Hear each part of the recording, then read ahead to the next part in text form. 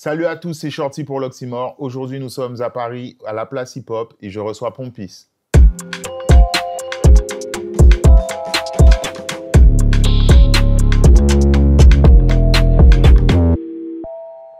Pompis, comment ça va? Ça va très bien et toi-même? Ça va, tranquillement. Froidement, mais ça va. Yeah, man. On a connu des jours plus chauds. Ah, clairement. Ça fait un moment que je voulais te recevoir. Tu as déjà eu par le passé des interviews, mais ces temps-ci, tu n'as pas pris beaucoup la parole. Donc, on va quand même reprendre au début. Et on va parler...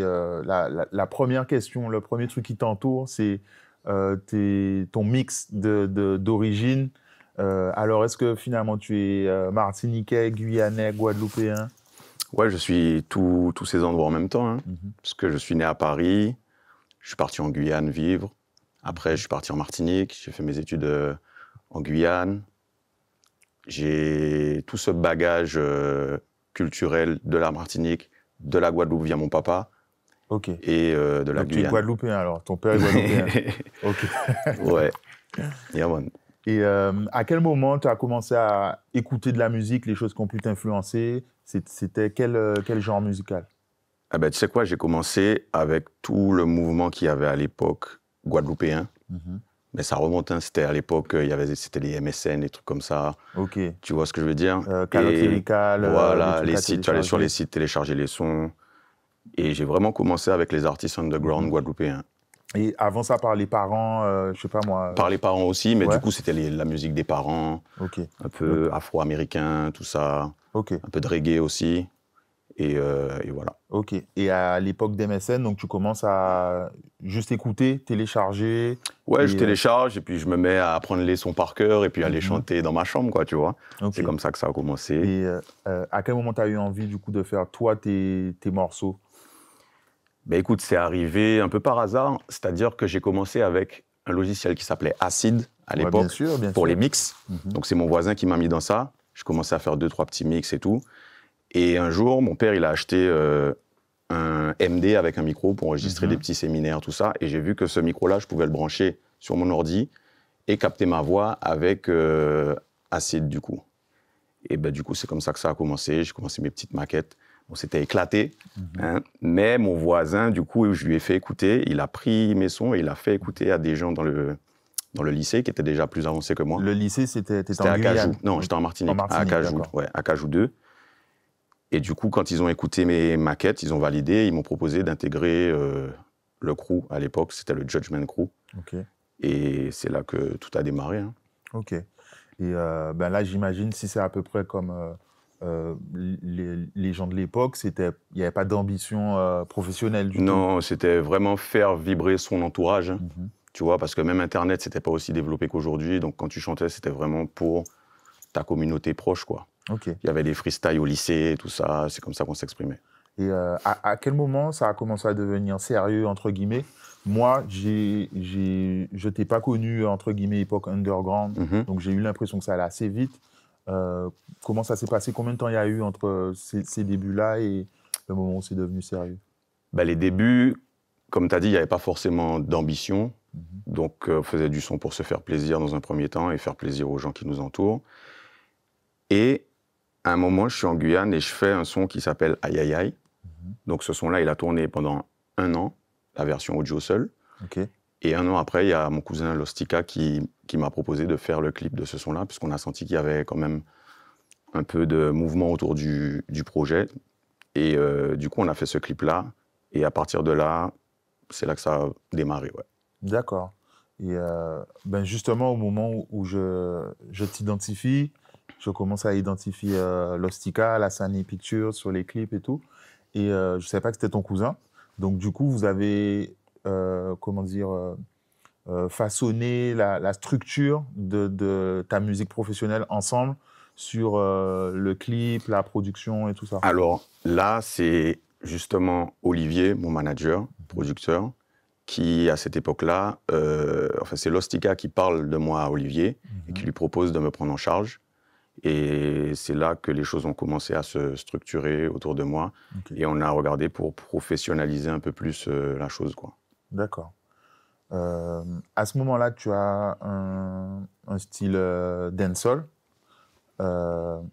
Mais en même temps, dans ton écriture, quand même, j'ai l'impression, c'est peut-être parce que c'est plus ma sensibilité, mais dans l'écriture, il y a un peu des mécanismes de rap dans les images que tu peux utiliser, la façon de...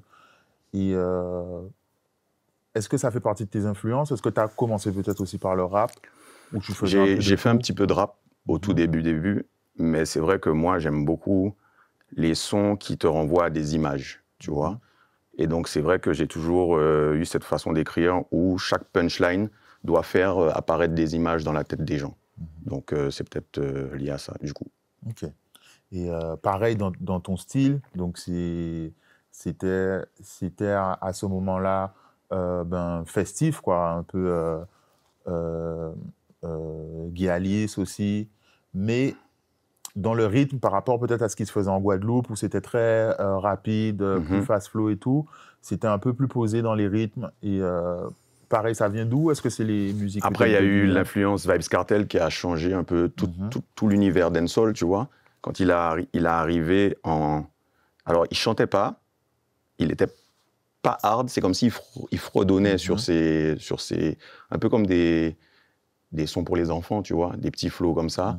Et c'est vrai qu'il y a beaucoup de beatmakers qui se sont laissés influencer par ça aussi et qui ont commencé à proposer d'autres styles d'instru. Et je pense que tout ça est arrivé à ce moment-là. Ok. Ouais. Et ça s'est fait donc naturellement pour toi, c'est un peu ce qui te parlait par Oui, rapport voilà, à ce que tout à tu écoutais? fait. Moi, c'est toujours au feeling, la musique. C'est jamais forcé, c'est toujours au feeling.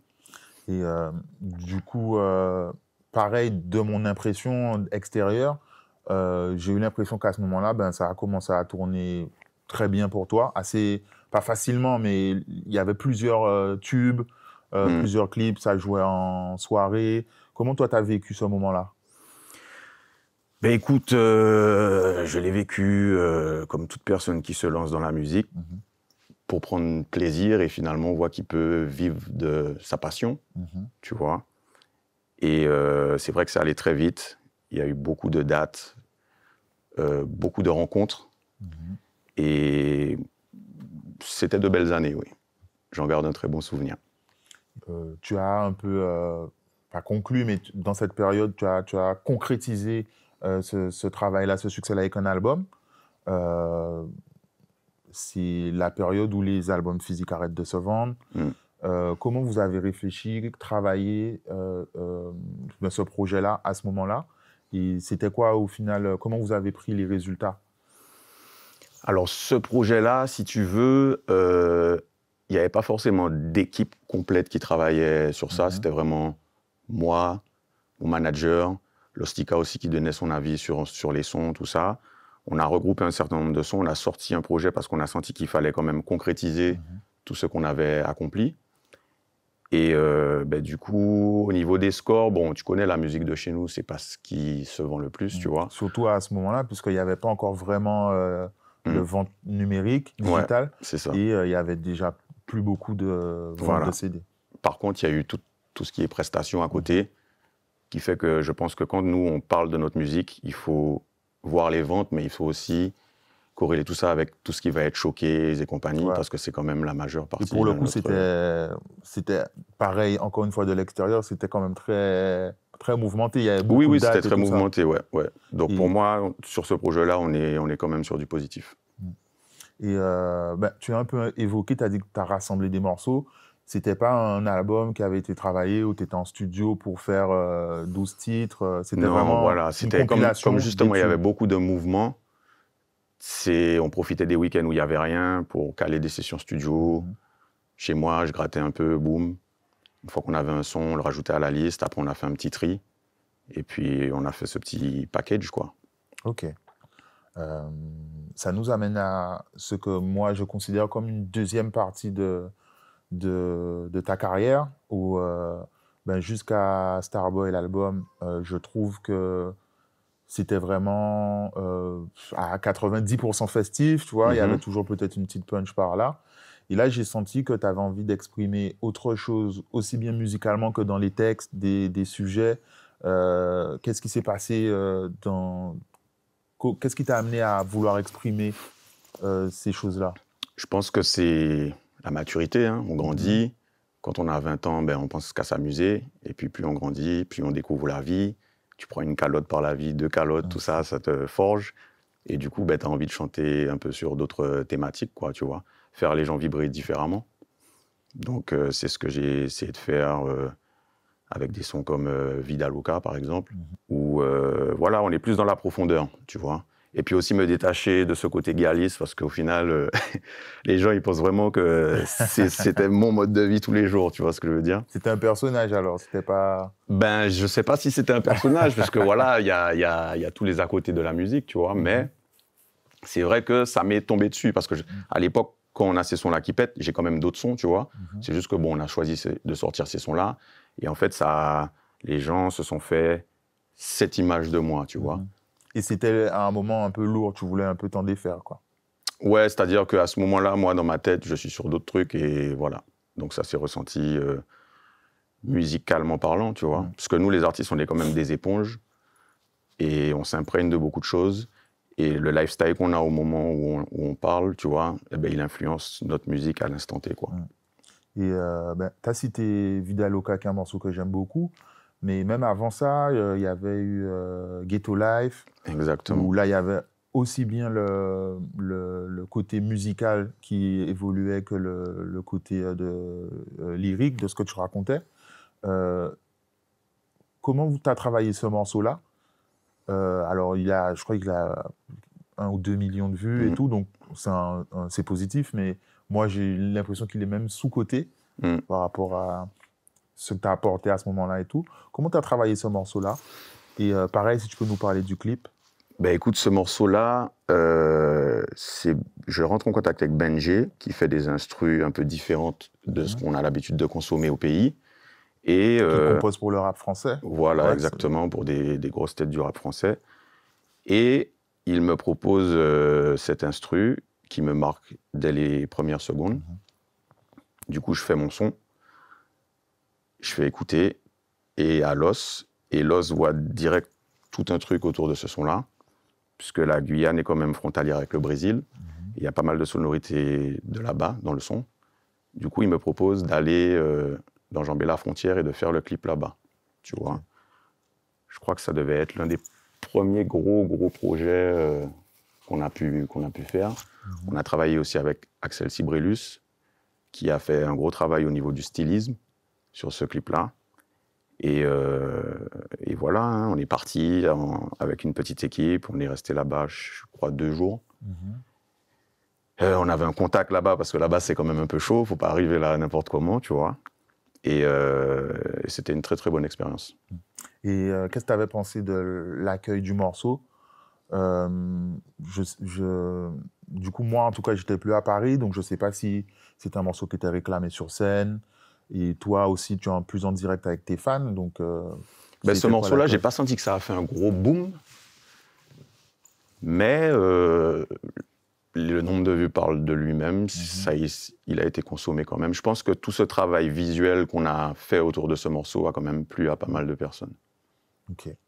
Et par la suite, il y a eu d'autres morceaux où, pareil, je sentis que tu avais des choses à raconter. Et moi, j'ai ressenti qu'il y avait un mode album un peu qui arrivait. Je crois que c'était Citoyen Modèle et Vida Loca. Et c'était quoi justement ton état d'esprit à ce moment-là quand tu faisais ces morceaux-là? Est-ce que j'ai raison? Est-ce que c'était un album aussi qui se préparait? À un moment, effectivement, on a voulu faire un album, mais je ne l'ai juste pas senti. Tu vois, je ne l'ai juste pas senti. Du coup, il y avait les sons qui étaient là, qui faisaient album, qu'on a sorti du coup en single. Mais pour moi, dans ma tête, c'était encore trop compliqué. J'aime quand c'est fluide, tu vois. Ok. Donc, j'ai préféré attendre encore. Et voilà. Ok. Et moi, j'avais le sentiment, parce que si on parle peut-être de début 2020 ou fin 2019, et j'ai eu l'impression que c'était le Covid aussi, peut-être qui avait un peu ralenti les choses. Alors, le Covid, ça a ralenti les choses musicalement, mais c'est vrai que c'est une période qui a quand même changé ma vie. Parce que à ce moment-là, comme j'ai dit, il y avait arrêt total des activités. à part peut-être sur les réseaux sociaux où les gens faisaient beaucoup de... et sur ouais, le réseau PlayStation. Mais du coup, c'est une période où je suis quand même resté chez moi, pas tourner les pouces, mais à réfléchir, à me remettre en question, à faire un bilan un peu sur toutes ces années. Et c'est vrai que j'avais une sensation de stagnation dans ma vie en général à ce moment-là, tu vois. Et donc, je commence à regarder des trucs sur Internet, savoir qu'est-ce qui pourrait m'intéresser autre que la musique, tu vois. OK. Et donc là, je commence à regarder des trucs sur l'immobilier, etc., machin, et je vois que c'est un truc qui pourrait m'intéresser, tu vois. Donc du coup, je commence à regarder des tutos, les trucs, comment ça se passe, etc., etc. Et là, très vite, je me rends compte que j'ai pas forcément un profil que le banquier, il va kiffer, tu vois ce que je veux dire. Donc je me dis à ce moment-là, moi, il va falloir que j'achète une vieille bâtisse et que je la retape avec mes mains. Le problème, c'est que je ne sais pas utiliser mes mains. Tu vois. Mon père, il savait tout faire, mais il n'avait pas ce côté pédagogique qui fait que je me suis rapproché d'un pote à moi qui, lui, était très, très, très manuel. Et je lui ai demandé de m'apprendre à travailler, quoi. OK, de zéro. De zéro. Je lui ai dit, je ne te demande pas d'argent, rien. Juste, j'ai envie d'apprendre à utiliser mes mains, tu vois. On est en plein Covid, de toute façon, il n'y a pas de musique. Pendant le confinement? Pas le premier, puisque tout était bloqué, mais celui d'après, ouais. OK. Et du coup, il accepte, et on commence à bosser ensemble, et ça se passe très, très bien. Et ben, aujourd'hui, on a monté une société, on a des employés, on fait de la réno sur Paris. D'accord, avec le même ami qui t'a formé. Exactement, ouais. Okay. Exactement. Et c'est vrai que, bizarrement, ça a été un peu comme une thérapie, parce qu'au final, je constate que musicalement, je reprends plaisir à faire de la musique, tu vois. Parce que quand tu es dedans depuis des années, c'est un milieu qui a tendance à peut-être noircir ton esprit. Tu es très sur la défensive au bout d'un moment, tu vois. Et ben, comme j'ai dit, hein, tout ça, ça a été un peu une thérapie pour moi. Et aujourd'hui, je reprends plaisir à faire du son. C'est pour ça d'ailleurs qu'il y a... C'était un peu devenu automatique? Ouais, voilà, c'était une routine. Il n'y avait plus de ce petit piment-là, tu vois. Et du coup, bah, suite à toute cette période, il y a eu le projet Quattrocento qu'on a sorti, où là, on a vraiment travaillé les choses différemment. Ce côté entreprise, employé, tout ça m'a montré qu'on ne pouvait pas tout gérer tout seul. Donc, je me suis entouré de jeunes dynamiques qui faisaient des études dans le domaine, tu vois, de la musique, du business de la musique. Donc, on avait chef de projet, directrice artistique, etc. Et on a monté tout un délire sur cette EP, quoi. Ben justement, en opposition un peu à Starboy, qui était plus une compilation, là, on a senti une direction artistique générale. Il y a plusieurs genres musicaux dans la tracklist. Il y a eu le court-métrage autour. Est-ce que tu peux du coup nous en dire plus, peut-être sur le nom, sur ce court-métrage aussi qui est un peu mystérieux? Alors, Quattrocento, c'est un terme qui représente la Renaissance. Et je trouvais que ça allait bien avec ma situation au moment où je faisais, puisque je me cherchais, entre guillemets, tu vois. Et c'est vrai que j'ai tout remis à plat, tout remis à zéro. J'ai travaillé mes sons différemment. Les sonorités, je suis allé les chercher, pas forcément aux Antilles, tu vois. Je crois qu'il n'y a qu'un seul beatmaker antillais, c'est DJ Skunk, sur le projet. Okay. Sinon, après, il y a un beatmaker, il vient d'Angola, il y en a un autre qui vient de Monaco, tu vois. Donc, j'ai vraiment essayé de faire des choses différentes. Comment tu les as contactés? Le beatmaker d'Angola, j'ai rencontré en soirée. Tu vois, on nous a présenté, on avait un ami en commun. Et du coup, on s'est donné rendez-vous en studio et le feeling est super bien passé. Depuis, maintenant, c'est chez lui que je vais enregistrer tous mes sons. Il s'appelle Puto X. Et celui de Monaco, c'est mon cousin qui était à Londres, qui travaillait à Londres, qui l'a rencontré et qui a fait la passerelle. Et puis depuis, pareil aussi, c'est un frangin à moi. On travaille beaucoup ensemble, tu vois. Comme ils ne viennent pas forcément des Antilles, quand ils font de la musique antillo-guyanaise, entre guillemets, ils la font avec une autre oreille. Et je trouve que ça... Ouais, ça apporte un petit truc un peu différent. Exactement. Ça stimule ta créativité. Voilà, c'est ça. C'est ça. Et au niveau du court-métrage, comment ça s'est préparé? Est-ce que c'est le réalisateur qui t'a proposé? Est-ce que toi aussi, tu étais dans cette dynamique-là? Alors, j'avais déjà cette idée de revenir à la vie, entre guillemets, tu vois, musicalement. Et j'ai contacté Marvin Yam pour lui parler de ce projet-là. Et direct, il a accroché parce qu'il fait beaucoup de courts-métrages un peu dans ce mood. D'accord. Et du coup, c'est comme si nos idées ont matché direct et après, c'était très fluide, quoi. Okay. Tu vois. Après, je lui ai dit, hein, je voulais quelque chose de très vert, je voulais une dose de mystique aussi, etc., etc. Et ben, ça a donné le court-métrage que vous avez pu voir aujourd'hui, quoi. Ok. Et du coup, est-ce que maintenant ta carrière, tu la traites différemment? C'est-à-dire que c'est un peu... Ben c'est à côté réellement ou ça reste quand même une priorité ou tu le fais plus en détente, on va dire?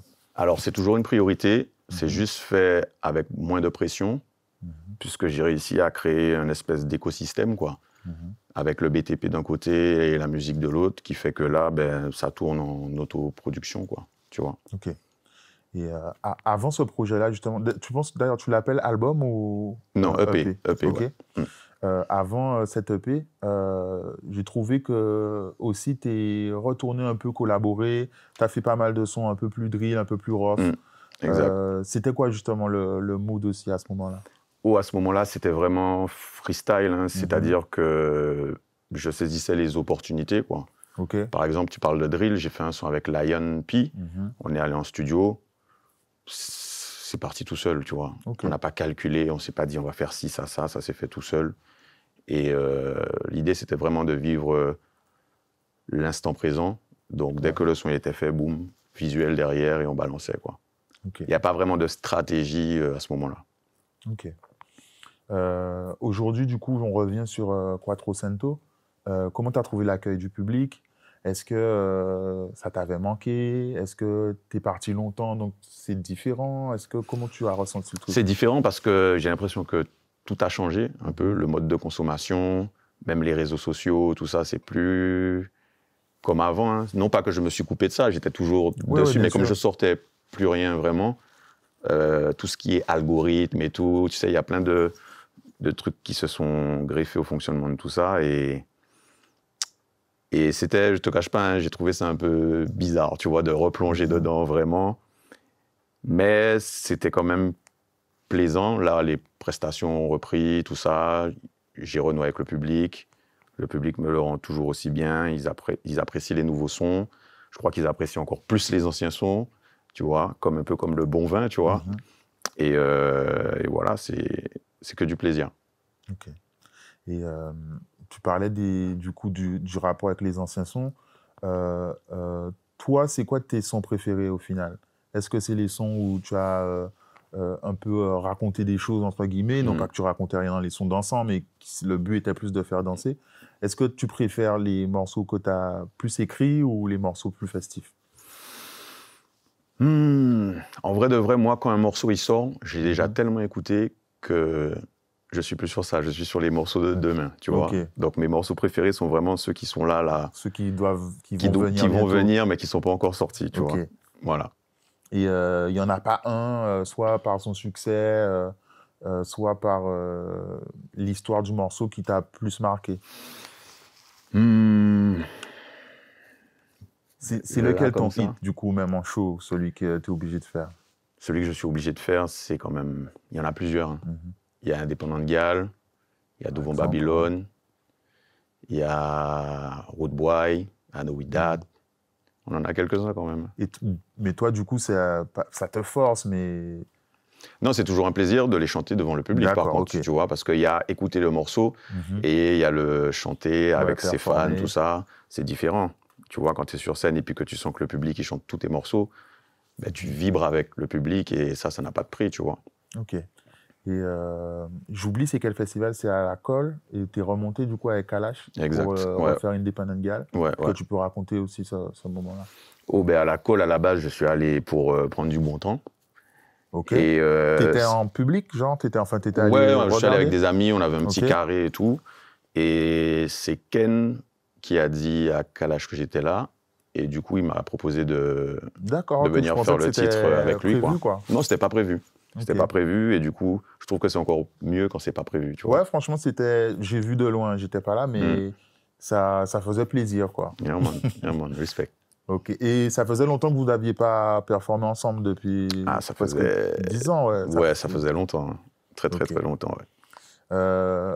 Au-delà de ça, qu'est-ce que tu nous prépares aujourd'hui, du coup? Est-ce que tu t'enchaînes avec un album? Est-ce que tu laisses le temps Ouais, je laisse le temps au projet de vivre un petit peu. Je suis toujours en studio, très régulièrement.